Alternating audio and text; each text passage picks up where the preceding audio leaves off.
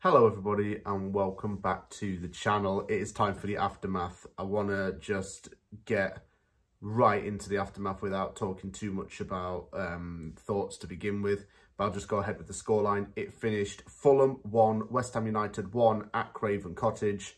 West Ham United sneaks a late goal to secure a share of the points in West London with super sub Danny Ings.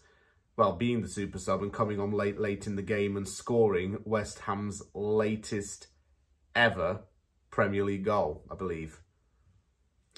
It was a game that wasn't very enticing from a West Ham perspective. Certainly the team lineup wasn't exactly enthralling, and the performance for 93 minutes was not like a well-oiled machine. There were many criticisms being voiced during the game, but I suppose the equaliser makes up for, I suppose, a shoddy performance in some ways. There were a lot of issues with that starting lineup, I think, as well, which I will go into more detail about as the video goes on. I'll start off with the team lineup, because this is where things immediately started to become a little bit worrying. It wasn't the team we'd expected, to be honest with you. I knew that Fulham was not going to play in this game. I knew that there would have to be some changes made as a result. There was some dialogue that maybe Jarrod Bowen would start up top and that Somerville would finally get a start on the wing, but that did not happen. Areola was in goal. Wan-Bissaka, Kilman, Mavropanos and Emerson's the back four.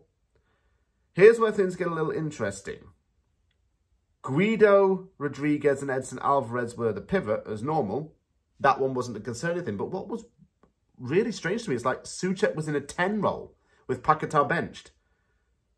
We cannot have Rodriguez, Alvarez and Souček as a midfield trio because they're all defensive midfielders. What is their main, shall we say, trait? Defend. Usually to drop back. They are not all the same in terms of how they play their game, but the issue comes when you play all three. I'll explain how. Rodriguez is seen as the deep-lying, analytical defensive midfielder. Alvarez is the stopgap six, who can play in the centre-back role, and Souček is the most advanced out of the three. But then again, he's not pacey, he's not technical, and he usually attacks from set pieces. So you're going to slow the whole midfield down if you put those three together. Mohamed Kudus and Jarrod Bowen were the wingers, with Antonio up top. I even said in my notes here, why was Somerville not starting? Why was Paquetá benched? Maybe he got back late from international duty or something. I don't know. Some reckless tackling from us throughout the game, but the thing that really annoyed me, the referee was so trigger happy with his whistle. Every single time West Ham even breathed on a Fulham player, a decision went in Fulham's favour and the whistle was blown. It really disrupted the flow of the game, and I suppose that's what made this game tedious in some ways. There was never really any free flow to it. There was never really any entertainment value in that sense. The referee just kept pulling everything back. There was a penalty shout for a foul on Traore, but it wasn't given. Thankfully, we kind of got off the hook with that one. West Ham began to drop off a bit and were punished for it. 1-0 to Fulham. Smith Rowe kept the ball in play. He was onside. He found Jimenez, who tapped it in pretty much from close range. Jimenez loves to score against West Ham. I think he's got 6 goals against them. And he's scored against us more than any other team for his own individual goals. And that doesn't even surprise me because he did it quite often when he was at Wolves. Now he's doing it at Fulham. We need someone who can pass the ball in the middle a lot more. Kudus was wasted on the left. Yeah, he did one of his classic dribbles, but he's wasted on the left. He feels isolated. He's a bit trapped and non-existent on that side. Souček also did not look switched on. He was lost in that role. He barely did much. Rodriguez, I thought, had quite a good first half, though. He really did. Wan-Bissaka dropped off a lot, though. He wasn't able to close down wingers and make any runs. We chased Fulham way too much as a result of that. And I was saying that we needed substitutions at half-time. The score was 1-0 to Fulham at the break. Lo and behold, Lopetegui does something that I do commend him for. He bought on subs at half-time. He bought on Somerville and Paquetá and put Antonio and Souček off. Good substitutions because Antonio and Souček were the weakest links in that West Ham chain. Bowen was now through the middle and Kudus seemed to be on the right. Sofal came on later for Emerson and Emerson seemed to pick up a knock, so he had to go off. Bowen fired a shot at Leno with his weak foot and could have easily got it through the goalkeeper's legs. He didn't. Paquetá also tried from distance, but it was over.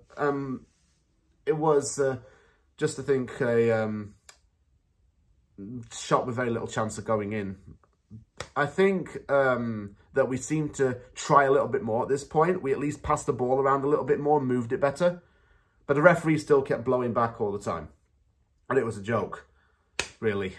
Rodriguez came off for Carlos Soler, who made his West Ham debut. And Soler actually looked good in his debut. 7 out of 7 passes completed for 100% pass completion rate and 1 interception. Didn't look bad. I think he got booked, though, shortly after he came on, which was not great. Ings then came on for Edson Alvarez. Danny Ings was put into the game. And it seemed like we went to 2 up top kind of system. Something that Ings can flourish in. Playing him as a lone striker doesn't work. You need an assistant. We've had strikers in the past that haven't worked because they haven't had a striker mate. Ings had that now with Bowen playing in the false striker role. And it paid off very late on. Throwing from Sofal gets to Bowen, who stays onside and keeps the ball in. He gets it to Ings, who's deep in the box. Ings takes the first touch. He's under pressure from a Fulham defender, but he manages to fire it into the right side of the goal. We steal the point late on. And it's late goals like that I think Danny Ings would live for. Because he said that he scored his 72nd goal in the league. And it's moments that are very special when you score late on, especially to get a point. Can't say I'm overly pleased with the point, but we avoided the loss. And that's all that really counts in this kind of game. But just need to work on a few things and to tweak the team still and get it balanced again. But we didn't embarrass ourselves too much in this game. And actually, we didn't give up despite losing 1-0. We went at it and I suppose with a little bit of perseverance, we got the point. So, not really a bad day in West London, was it?